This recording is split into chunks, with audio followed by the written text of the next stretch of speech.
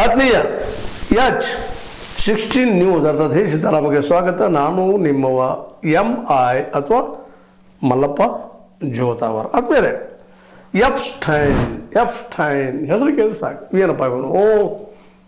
ಅಮೇರಿಕಾದ ಈ ವ್ಯಕ್ತಿ, ಅದರಲ್ಲೂ ಈ ರಾಜಕೀಯ ಜನರನ್ನೆಲ್ಲ ತನ್ನ ಬೆರಳ ಮೇಲೆ, ವಿಶ್ವದ ರಾಜಕಾರಣಿಗಳನ್ನ ತನ್ನ ಬೆರಳ ಮೇಲೆ ಆಡಿಸುವಂಥ ವ್ಯಕ್ತಿ ಇವತ್ತಿಲ್ಲ.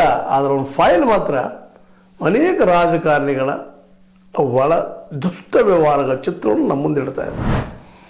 ಅದರಲ್ಲೂ ಟ್ರಂಪ್ ಮಹಾಶಯರು, ಅದ್ರ ಜೊತೆಗೆ ಅಲ್ಲಿಯ ಜಿಮ್ಮಿ ಕಾರ್ಟರ್ ಆಗಿರ್ಬೋದು, ಅಥವಾ ಇನ್ನುಳಿದ ಅನೇಕ ಪ್ರೆಸಿಡೆಂಟ್ಸರಾಗಿರ್ಬೋದು, ಜಗತ್ತಿನ ಅನೇಕ. ಅದೇ ಕಾಲಕ್ಕೆ ನಿಮಗೂ ಗೊತ್ತದ ಸಾಕಷ್ಟು ವಿಷಯಗಳಲ್ಲಿ ಒಬ್ಬ ಮಹಾನ್ ಡ್ಯಾನ್ಸರ್ ಆದಂಥ ವ್ಯಕ್ತಿ, ಅವನ ಬದುಕಿನ ಬಗ್ಗೆ ಆಗಿರ್ಬೋದು, ಮತ್ತು ಅದೇ ಕಾಲಕ್ಕೆ ಅನೇಕ ಬದುಕಿನ ಜೊತೆಗೆ ಅದು ನಮ್ಮ ಮೋದಿಯವರ ಸಹ ಸಂಪರ್ಕ ಅವ್ರ ಜೊತೆಗೆ ಇತ್ತು ಅನ್ನುವಂಥ ಮಾತುಗಳು. ಅಂದ್ರೆ ಇಡೀ ವಿಶ್ವದ ರಾಜಕಾರಣಿಗಳ ಜೊತೆಗೆ ಇವನ ಸಂಬಂಧ, ಅದು ಅನೈತಿಕ ವ್ಯವಹಾರಗಳಿಗಾಗಿ. ಆ ದಿಶೆಯಲ್ಲಿ ನಮ್ಮ ಕನ್ನಡದ ದೊಡ್ಡ ಲೇಖಕ ರಹಮತ್ ತೆರಿಕೆರೆಯವರು ಇವನು ಬದಲಾಗಿ ಒಂದೆರಡು ಮಾತಾಡಿದಾರ. ಫೇಸ್ಬುಕ್ದಲ್ಲಿ ಅವನ ಬಗ್ಗೆ ಬಿಟ್ಟಿದ್ದಾರೆ. ರಹಮತ್ ತೆರಿಕೆರೆ ಒಬ್ಬ ವಿಚಾರವಾದಿ, ಜೊತೆಗೆ ಈ ಸಮಾಜವನ್ನು ಭಾಳ ಸಮೀಪ ನೋಡಿದಂಥ ವ್ಯಕ್ತಿ, ಕುವೆಂಪು ಅಭಿಮಾನಿ. ಅವರು ಈ ಎಫ್ಸ್ಟೈನ್ ಬಗ್ಗೆ ಒಂದು ಮಾತು ಹೇಳ್ಕೊಂಡಿದ್ದಾರೆ. ಏನಂದ್ರೆ, ಜಗತ್ತಿನ ಭಾಳಷ್ಟು ರಾಜಕೀಯ ನಾಯಕರಲ್ಲಿ ನಾನು ಕಂಡಿದ್ದು ಆರ್ಥಿಕ ಅನಕ್ಷರತೆ. ಇದನ್ನು ಈ ರೀತಿಯಾಗಿ ಹೇಳಿದ್ರು ಎಫ್ಸ್ಟೈನ್. ಆರ್ಥಿಕ ಅನಕ್ಷರತೆ ಅಂದ್ರೆ ಹೆಂಗಂದ್ರೆ ಏನು ಹೇಳ್ತಾ ಇದ್ದಾರಲ್ಲ ಎಫ್ಸ್ಟೈನ್? ಎಲ್ಲೋ ದಡ್ರ ಅಂದ್ರೆ ಈ ರಾಜಕಾರಣಿಗಳಿಂದ ಹಣವನ್ನು ಕಸಿದುಕೊಳ್ಳಲು ಏನೇನು ಮಾಡಬೇಕಾಗ್ಯದ ಅಂತ ಅವ್ಯವಹಾರಗಳನ್ನೆಲ್ಲ ಮಾಡ್ತಾ ಇದ್ದ ಈ ವ್ಯಕ್ತಿ. ಆ ಹಣಕ್ಕೆ ಅವು ಮಾಡುತ್ತಿರೋ ಕೃತ್ಯಗಳಿಗೆ ಇವ್ರು ಮನಸೋತ ದುಡ್ಡು ಹರಿದು ಹೋಗುವಂಗೆ ಮಾಡ್ತಾಯಿದ್ರು. ಅದೇ ಕಾಲಕ್ಕೆ ಇವರಿಗೆ ಇವತ್ತು ಆಧುನಿಕತೆಯ ಆರ್ಥಿಕತೆ ಗೊತ್ತಿರಲಿಲ್ಲ ಅನ್ನೋ ಏನೋ ಮಾತಾಡಿದ ನಾವು. ಆ ಮಾತನ್ನು ಹೇಳ್ತಾ ಇದ್ದಾನ. ಈ ಮಾತಲ್ಲಿ ಬಂಡವಾಳವಾದಿ ಕಲ್ಪನೆಯ ಆರ್ಥಿಕ ಸಾಕ್ಷರತೆ ವ್ಯಾಖ್ಯಾನ ಇದ್ದಂತಿದೆ. ಬಂಡವಾಳಕ್ಕಾಗಿ ದುಡ್ಡಿಗೆ ಏನು ಬೇಕಾದ್ ಮಾಡುವಂಥದ್ದು, ಬೇಕಾದ ಕೊಲೆ ಮಾಡೋದಾಗಿರ್ಬೋದು, ಸಣ್ಣ ಮಕ್ಕಳ ಜೊತೆಗೆ ಲೈಂಗಿಕ ವ್ಯವಹಾರಗಳು ಮಾಡೋದಾಗಿರ್ಬೋದು, ಇನ್ನೂ ಕೆಲವೊಂದಿಷ್ಟು ಭಾಳಷ್ಟು ವಿವರಗಳು ಏನೋ ಬರ್ತಾ ಇದ್ದಾವೆ ಇತ್ತೀಚೆಗೆ. ಮಕ್ಕಳ ಜೊತೆಗೆ, ಸಣ್ಣ ಮಕ್ಕಳ ಜೊತೆಗೆ ಒಂದು ದೈಹಿಕ ಸಂಪರ್ಕ ಅಷ್ಟೇ ಅಲ್ಲ, ಅದ್ರ ಜೊತೆಗೆ ಮಕ್ಕಳನ್ನು ಸಹಿತ ಅದು ಹೇಳ್ಕೊಳ್ಳಿಕ್ಕೆ ಸಹಿತ ಅಸಾಧ್ಯ ಅಂತ ಕೆಲಸಗಳು ಮಾಡುವಂಥದ್ದು. ಅವನ್ನೆಲ್ಲರೂ ಈ ರಾಜಕಾರಣಿಗಳಿಗೆ ಇಂಥವ್ರಿಗೆಲ್ಲ ಒಂದು ಏನಪ್ಪ ಅಂತಂದ್ರೆ ಪಿಂಪಾಗಿ ಕೆಲಸ ಮಾಡಿದಂಥ ಎಫ್ಸ್ಟೈನ್ ಇವತ್ತು ಜಗತ್ತಿನ ಅತ್ಯಂತ ದೊಡ್ಡ ಖಳನಾಯಕರಲ್ಲಿ ಒಬ್ಬ ಅಂತೇಳಿ. ಯಾಕಂದ್ರೆ ಈ ವ್ಯಕ್ತಿ ಜಗದ ಅನೇಕ ಶ್ರೇಷ್ಠ ಅಂತ ನಾನು ಕರ್ಕೊಳ್ತಾ ಇದ್ದೀವಿ. ಆ ವ್ಯಕ್ತಿಗಳ ಜೊತೆಗೆ ಎಲ್ಲ ಸಂಪರ್ಕ, ಅವ್ರ ಜೊತೆಗೆ ಮಾಡಬಾರ್ದೆಲ್ಲ ಕೆಲಸಗಳನ್ನ ಮಾಡಿಸ್ಕೊಂಡು ಇವತ್ತು ಒಂದೊಂದಾಗಿ ಹೊರಗೆ ಬರ್ತಾ ಇದ್ದಾವ. ಆ ಹೊರಗೆ ಬರುತ್ತವಂತೆಲ್ಲ ಘಟನೆ ನೆನೆಸ್ಕೊಂಡಾಗ ಈ ವ್ಯಕ್ತಿ ಅಥವಾ ಈ ರಾಜಕಾರಣಿಗಳು ಇಂಥವ್ರ ಅನ್ನುವಂಥದ್ದು ಇದು ಇವತ್ತು ಎಲ್ಲ ಕಡೆ ಚರ್ಚೆ. ಅದರಲ್ಲೂ ಟ್ರಂಪ್ ಮತ್ತು ಈ ಎಫ್ಸ್ಟೈನ್ ನಡುಕಿನ ಸಂಬಂಧ ಅಂತ ಹೇಳ್ತಿರೋದು. ಇವತ್ತಿಗೂ ಸಹ ಟ್ರಂಪ್ ತನ್ನ ಮಗಳ ವಯಸ್ಸಿನ ಹೆಣ್ಣು ಮಗಳ ಮದುವೆ ಆಗಿದ್ದನ್ನು ನಾವು ಗಮನಿಸಿದಾಗ, ಅವ್ರ ಜೊತೆ ಅನೇಕ ಸಂಪರ್ಕಗಳನ್ನು ಮಾಡಿದ್ದನ್ನು ನೋಡಿದಾಗ ಈ ವ್ಯಕ್ತಿ ಏನಪ್ಪ ಜಗದ ಒಬ್ಬ ನಾಯಕ ಇವತ್ತು ನಮಗಂತೇಳಿ. ಇವತ್ತು ನಮ್ಮೊಂದಿಗೆ ಸಹ ಟ್ರಂಪ್ ಯಾವ ರೀತಿ ಇದ್ದಾನೆ ಭಾರತ ಜೊತೆಗೆ ಅಂದರೆ, ನಮ್ಮನ್ನು ಬ್ಲ್ಯಾಕ್ ಮೇಲ್ ಮಾಡುವಂಥ ಮಟ್ಟಿಗೆ ಕಳೆದುಬಿಟ್ಟಿದ್ದಾನಂತ. ಬಡತನ ಕಾರಣ ನಮ್ಮಲ್ಲಿ ಇರುವಂಥ ಆರ್ಥಿಕವಾಗಿ ಅಭಿವೃದ್ಧಿ ಆಗದ ಕಾರಣಕ್ಕಾಗಿ ನಮ್ಮನ್ನು ಯಾವ ರೀತಿ ಬೇಕೋ ಆ ರೀತಿ ಆಡಿಸುವಂಥ ಕೆಲಸ ಮಾಡ್ತಾ ಇದ್ದಾರೆ. ರಷ್ಯಾ ಜೊತೆಗೆ ಇದನ್ನು ಬೇಡ ಅಂತ ಇದನ್ನು ನಾವು ಕೇಳಲೇಬೇಕಾಗ್ಯದ, ಚೈನಾ ಜೊತೆ ಬೇಡ ಕೇಳಬೇಕಾಗ್ಯದ.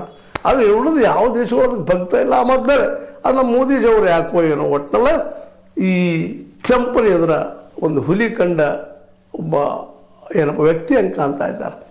ಅದೇನೋ ಆಗಲಿ, ಈ ಎಫ್ಸ್ಟೈನ್ ಇದ್ದಂಥ ವ್ಯಕ್ತಿ ಜೊತೆಗೆ ನಮ್ಮ ಮೋದಿಯವರು ಸಂಪರ್ಕ ಇತ್ತು ಅನ್ನೋಂಥ ಒಂದು ಫೈಲಿಂದ ಬರೋದು ಅಷ್ಟೇ ಅಲ್ಲ, ಇನ್ನು ಡ್ಯಾನ್ಸ್ ಮಾಡಿದ್ರು ಅನ್ನೋಂಥ ಏನು ಸುದ್ದಿಗಳು ಬರ್ತಾ ಇದ್ದಾವೆ. ಯಾವ್ದಕ್ಕೆ ಮಾಡಿದ್ರು, ಏನು ಮಾಡಿದ್ರು, ಸುಳ್ಳು ಕನ್ನಡ ಮತ್ತೆ ಈಗಾಗಲೇ ನಮ್ಮ BJP ಸೆಲ್ ಇದ್ದಿದ್ದು, IT ಸೆಲ್ ಇದ್ದಿದ್ದು ರಿಜೆಕ್ಟ್ ಮಾಡಿದ್ರು, ಇಲ್ಲ ಸುಳ್ಳು ಅಂತೇಳಿ. ಸುಳ್ಳು ಇರಲಿ, ಭಾಳ ಸಂತೋಷ ವಿಷಯ. ಆದರೆ ಅಂಥವ್ರ ಜೊತೆಗೆ ಹೆಸರು ಕೊಡ್ತಾ ಇರೋದು ಮಾಡ್ತಾ ಇರೋದು ನೋಡಿದಾಗ ಇದನ್ನೆಲ್ಲ ನಾವು ಭಾಳ ಎಚ್ಚರಿಕೆಯಿಂದ ಗಮನಿಸ್ಬೇಕಾಗ್ಯದ ಅಂತ ಹೇಳುವಂಥದ್ದು. ಈ ನಮ್ಮ ಏನಪ್ಪ ಈ ವ್ಯಕ್ತಿ ಎಫ್ಸ್ಟೈನ್ ಅನ್ನೋಂಥ ವ್ಯಕ್ತಿ ಅನೇಕ ತನ್ನ ರಾಜಕೀಯ ವಿರೋಧಿಗಳನ್ನಾಗಿರ್ಬೋದು, ಕಲಾಕಾರರನ್ನಾಗಿರ್ಬೋದು, ಅವರ ಒಂದು ಮುಗಿಸುವಲ್ಲಿ ಸಹಿತ ಒಂದು ದೊಡ್ಡ ಕೆಲಸ ಮಾಡಿದಾನ ಅನ್ನುವಂಥ. ಅಂದರೆ ಯಾವ್ದು ಬೇಕಾದ ದುಡ್ಡಿಗಾಗಿ ಏನು ಬೇಕಾದ ಮಾಡ್ಲಿಕ್ಕೆ ಸಾಧ್ಯ ಅನ್ನುವಂಥದ್ದು. ಈ ದಿಶೆಯಲ್ಲಿ ಮೈಕಲ್ ಜಾಕ್ಸನ್ ಸಲುವಾಗಿ, ಮೈಕಲ್ ಜಾಕ್ಸನ್ ಹೆಸರು ಯಾರು ಕೇಳಿಲ್ಲ, ಅಂಥ ವ್ಯಕ್ತಿಯ ಸಾವಿಗೆ ಈತನ ಕಾರಣ ಅನ್ನುವಂಥ ರಿಪೋರ್ಟ್ಸ್ಗಳು ಇತ್ತೀಚೆಗೆ ಬರ್ತಾ ಇದ್ದಾವೆ. ಅಂದರೆ ಒಟ್ಟಾರೆಯಾಗಿ ಈ ಎಫ್ಸ್ಟೈನ್ ಇದ್ದಂಥ ವ್ಯಕ್ತಿ ಈ ಜಗದ ಈ ಏನಪ್ಪ ಅಂದ್ರೆ ಅನೇಕ ಶ್ರೇಷ್ಠ ವ್ಯಕ್ತಿಗಳ ಸಂಪರ್ಕ ಮಾಡಿಕೊಂಡು ಅವರಲ್ಲಿ ವೀಕ್ ಪಾಯಿಂಟ್ ಅಂದರೆ ಲೈಂಗಿಕತೆ ಇರ್ಬೋದು, ಅದು ಸೆಕ್ಷುವಲ್ ಆಗಿರ್ಬೋದು, ಮತ್ತಿನಾಗಿರ್ಬೋದು, ಅಂಥವಕ್ಕೆಲ್ಲ ಅನುಕೂಲ ಮಾಡಿಕೊಟ್ಟು ತನ್ನ ಕೆಲಸಗಳನ್ನು ಸಾಧಿಸುವಂಥ ಒಂದು ಕೆಲಸ ಮಾಡ್ತಿದ್ದ ಈ ವ್ಯಕ್ತಿ. ಅಂಥ ಜೊತೆಗೆ ಇವೆಲ್ಲ ಜಗದ ಅದರಲ್ಲೂ ಅಮೇರಿಕಾದ ಅಧ್ಯಕ್ಷರ ಬಗ್ಗೆ ಭಾಳ ಸಂಪರ್ಕ ಇತ್ತು. ಅದೇ ಕಾಲ ಇನ್ನುಳಿದ ದೇಶಗಳ ಜೊತೆಗೂ ಸಂಪರ್ಕ ಇತ್ತು ಅಂತೇಳಿ ಮಾತು ಕೇಳಿ ಬರ್ತದೆ. ಇದನ್ನೆಲ್ಲ ಗಮನಿಸಿದಾಗ ನಾವು ಎತ್ತು ಹೊರಟಿದ್ದೀವಿ ಅಂತೇಳಿ ನಾವು ಇವತ್ತು ಎತ್ತು ಹೊರಟಿದ್ದೀವಪ್ಪ. ಯಾವುದೋ ಒಂದು ಕಲ್ಪನೆ, ನಾಯಕ ಅಂದ್ರೆ ಹಾಗಿರ್ತಾನೆ, ಹೀಗಿರ್ತಾನೆ, ಸಜ್ಜನ ಇರ್ತಾನೆ, ಯೋಗ್ಯ ಇರ್ತಾನೆ ಅಂತೇಳಿ. ಇವತ್ತು ಇವರೆಲ್ಲ ನಾಯಕರು, ಜಗದ ನಾಯಕರು. ಇವತ್ತು ನಮ್ಮ ದೇಶದ ಪರಿಸ್ಥಿತಿ ಹಂಗಾಗ್ಯದ. ದುಡ್ಡಿದ್ದವ ನಾಯಕ ಇಲ್ಲ, ದುಡ್ಡಿಲ್ಲದವ ಏನೂ ಇಲ್ಲ. ಎಂಥ ಒಳ್ಳೆಯವನಿದ್ದರು ಸಹಿತ ನಮ್ಮ ಪಾಪ ಪ್ಲೇಟ್ ಹೇಳ್ತಾರೆ ಒಂದು ಕಡೆ. ಇಲ್ಲ, ನಾಯಕ ಮೊದಲನೇ ಬ್ರಹ್ಮಚಾರಿ ಆಗಿರ್ಬೇಕು, ಸಜ್ಜನಾಗಿರ್ಬೇಕು, ಸಚ್ಚಾರಿತ್ರ ಇರ್ಬೇಕು ಅಂತ. ಇದನ್ನ ಇವತ್ತು ಹೇಳಿದ್ರೆ ಇವತ್ತು ನಮ್ಮ ನಾಯಕರೆಲ್ಲ ನಗತಾರ, ಇದು ಯಾವ ಹುಚ್ಚಪ್ಪ ಮಾತಾಡ್ತಾ ಇದ್ದಾನೆ ಅಂತೇಳಿ. ಅಂದರೆ ಈ ಮಾತನ್ನ ಯಾಕೆ ಹೇಳ್ತಾ ಇದ್ದೀನಪ್ಪ ಅಂದರೆ ಇವತ್ತು ನಾಯಕತ್ವ ಅಂದರೆ ಏನು, ಇದೆಲ್ಲ ಕೆಲಸ ಮಾಡುವಂಥವಂತ ಏನಪ್ಪ ಅಂದ್ರೆ ಅನೇಕ ಹತ್ಯೆಗಳ ಕಾರಣ ಆಗಿರ್ಬೋದು, ಮತ್ತನಾಗಿರ್ಬೋದು, ಅನೇಕ ಸುಳ್ಳುಗಳನ್ನ ಹೇಳುವಂಥವಾಗಿರ್ಬೋದು, ತನ್ನ ಕೆಲಸ ಸಲ್ಲಿಸಲೋಗಿ ಯಾರನ್ನಾದರೂ ಯಾವುದೋ ಹಂತಕ್ಕೆ ಹೋಗಿ ಅವ್ನು ಮುಗಿಸುವಂಥದ್ದಾಗಿರ್ಬೋದು. ಒಟ್ಟಿನಲ್ಲಿ ದುಡ್ಡಿಂದ ನಾವು ಏನು ಬೇಕಾದ ಮಾಡ್ಲಿಕ್ಕೆ ಸಾಧ್ಯ ಇದೆ. ಅದೇ ಇವತ್ತು ನಾಯಕ ಆಗಿದ್ದಾನೆ ಅನ್ನುವಂಥ ಮಾತನ್ನು ಎಫ್ಸ್ಟೈನ್ನ ಒಂದು ಬದುಕಿನ ನಾವು ನೋಡಬೇಕಾಗಿದೆ. ಅಂಥ ಬದುಕು ಸಾಕಷ್ಟು ನಾವು ಕಾಣ್ತಾ ಇದ್ದೀವಿ. ನಮ್ಮ ದೇಶದಲ್ಲಿ ಅಂಥ ನಾಯಕರು ಸಾಕಷ್ಟು ಇದ್ದಾರೆ. ನಮ್ಮ ಹೆಮ್ಮೆರೆ ಹೇಳುವಂಥದ್ದು ನಿಮಗೆ ಗೊತ್ತಿರ್ಬೋದು. ನಮ್ಮಲ್ಲಿ ನಾಯಕರು ಯಾರಪ್ಪ ಅಂದರೆ ಕೋಟ್ಯಾಧೀಶ್ವರರು ಅಂತ. ಒಬ್ಬ ಪ್ರಾಮಾಣಿಕ ಗಾಂಧಿ ಅಂಥ ವ್ಯಕ್ತಿ, ಅದು ಸಾಮಾನ್ಯ ವ್ಯಕ್ತಿ ಸಿಗ್ತಾನೋ ಇಲ್ಲ, ಸಿಗುವುದೂ ಇಲ್ಲ ಅನ್ನಿಸ್ತದ. ಮತ್ತು ನಮ್ಮ ಜನನೂ ಅಂಥವ್ರನ್ನ ಆಯ್ಕೆ ಮಾಡುವಂಥದ್ದು ಇವತ್ತು ನಾವು ನೋಡ್ತಾ ಇದ್ದೀವಿ. ಈ 543 ಜನ ಸಂಸದರಿದ್ದಾರೆ, ಇಲ್ಲ ನಾಯಕರವರು ಆ ಭಾಗದಲ್ಲೇ. ಅವರಲ್ಲಿ ಯಾರು ಒಬ್ಬರಾದರೂ ಒಬ್ಬ ಭಿಕ್ಷಾದೇಶ ಅಥವಾ ಅತ್ಯಂತ ಬಡವ MLA MP ಅದಾನ. ಈ ನಮ್ಮ ಕರ್ನಾಟಕದ 224 MLAಗಳಿದ್ದಾರೆ. ಅದ್ರ ಒಬ್ಬನಾದರೂ ಪ್ರಾಮಾಣಿಕ ಬಡವ ಅದಾನ. ಎಲ್ಲರೂ ಹೇಳ್ತಾರೆ ನಾವು ಪ್ರಾಮಾಣಿಕರು, ಅತ್ಯುತ್ತಮರು ಅನ್ನೋಂಥ ಮಾತು ಮಾತಾಡ್ತಾರೆ. ನಾವು ಭ್ರಷ್ಟರಾಗಿಲ್ಲ ಅಂತ ಹೇಳ್ತಾರೆ. ಆದರೆ ಇಲೆಕ್ಷನ್ದಲ್ಲಿ 100 ಕೋಟಿಗಳನ್ನು ಒಂದು MLA ಎಲೆಕ್ಷನ್ 10-20 ಕೋಟಿ ಖರ್ಚು ಮಾಡೋದು. ಈ ಕೋಟಿಗಳು ಎಲ್ಲಿಂದ ಬರ್ತಾವು ಅಂತೇಳಿ ಎಲ್ಲರೂ ಕೋಟ್ಯಾಧೀಶ್ವರ ಅನ್ನೋರು. ಇವತ್ತು ನಾವು ಒಳ್ಳೆ ಕೆಲಸ ಮಾಡಿದ್ದೀನಿ, ಹಾಗೆ ಮಾಡಿದ್ದೀನಿ, ಏನೂ ಇಲ್ಲ. ಇವತ್ತು ಹೋಗೋದು ನೀವು ತೊಗೊಳ್ಳಪ್ಪ, 500 1000 ಅವ್ರು ತೊಗೊಳ್ಳ.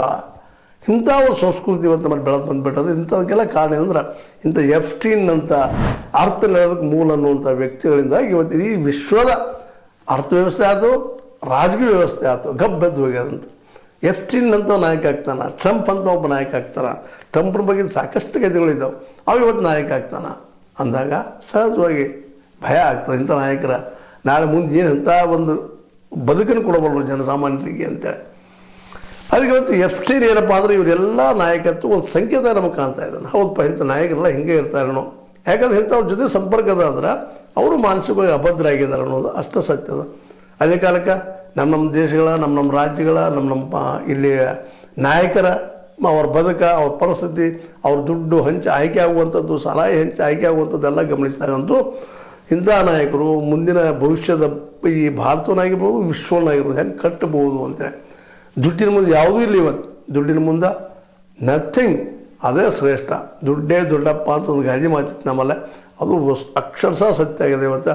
ಯಾಕಂದ್ರೆ ಯೋಗ್ಯರನ್ನ ಆಯ್ಕೆ ಮಾಡುವಂಥ ಇವತ್ತು ಸ್ಥಿತಿ ಎಲ್ಲೂ ಕಾಣ್ತಾ ಇಲ್ಲ ಆಲ್ ಓವರ್ ಇಂಡಿಯಾದಲ್ಲೇ. ಈ ನೆಲೆಯಲ್ಲೇ ಇವತ್ತು ಎಫ್ಸ್ಟೈನ್ ಇದ್ದಂಥ ಅವ್ರು ನಾಯಕಾಗಿ ನಾವು ಕಾಣ್ತಾ ಇದ್ದಾನೆ. ಅವ್ರ ಮಾತು ಕೇಳುವವರು, ಅವ್ರ ಹತ್ರ ಹೋಗೋರು, ಮತ್ತು ಅಲ್ಲಿ ಹೋಗಿ ಈ ಅಮೇರಿಕಾ ಜೊತೆ ಏನು ಕೆಲಸ ಬೇಕಾಗಿತ್ತು ಅಂದ್ರೆ ಇಂಥವ್ರ ನಡಕ್ಕೆ ಏಜೆಂಟ್ ಇಟ್ಕೊಂಡು ಹೋಗುವಂಥ ಒಂದು ಟ್ರಂಪ್ನಂಥವ್ರಿಗೆ ನಾವು ಶರಣಾಗುವಂಥ ಪ್ರಸಂಗ ಬರ್ತಿತ್ತು, ಬಂದದ. ಈಗಾಗಲೇ ಇಡೀ ವಿಶ್ವ ತುಂಬ ಇಂಥ ಜನ ಹೆಚ್ಚಾಗಿದ್ದಾರೆ. ಎಲ್ಲೋ ಒಬ್ಬರು ಇರ್ಬೋದು ಮೂಲೆಯಾಗ. ಬಟ್ ಇವತ್ತು ಅತಿ ಬಡವ, ಪ್ರಾಮಾಣಿಕ, ಜನಸೇವೆ ಮಾಡಬೇಕು ಅನ್ನುವಂಥ ವ್ಯಕ್ತಿ ಇಂಥ ಎಫ್ಸ್ಟೈನ್ಗಳ ಮಧ್ಯದಲ್ಲಿ ಕಳೆದು ಹೋಗಿಬಿಟ್ಟಿದ್ದಾನೆ ಅನ್ನೋದು ಅಷ್ಟು ಸತ್ಯದ. ಈ ದಿಶೆಯಲ್ಲೇ ನಾವು ಇದನ್ನು ನಮ್ಮ ರಹಮತ್ ತರೀಕೆರೆಯವರ ಮಾತನ್ನು ನೋಡಬೇಕಾಗಿದೆ. ಈ ವ್ಯಕ್ತಿ ತನ್ನ ಲಾಭಕ್ಕಾಗಿ ಮಕ್ಕಳ ಮೇಲೆ ಅತ್ಯಾಚಾರ ಒಳಗೊಂಡಂತೆ ಏನೂ ಮಾಡಬಹುದು ಎಂಬ ಅಮಾವಶ್ಯತೆ, ಅಲ್ಲಿ ಪ್ರಜ್ಞೆ, ಕರುಣೆ, ಮೈತ್ರಿಗಳ ಪ್ರಶ್ನೆ ಇರುವುದಿಲ್ಲ ಅನ್ನೋ ಮಾತ್ರ ಸತ್ಯ ಮಾತುಗಳು ಮಾತಾಡಿದ್ದಾರೆ. ಒಟ್ಟಾರೆಯಾಗಿ ಎಫ್ಸ್ಟೈನ್ ಏನಪ್ಪ ಅಂದ್ರೆ ಇವತ್ತಿನ ನಮ್ಮ ರಾಜಕೀಯದ ಒಂದು ಹೊಲಸ್ತನಕ್ಕೆ ದೊಡ್ಡ ಸಾಕ್ಷಿ.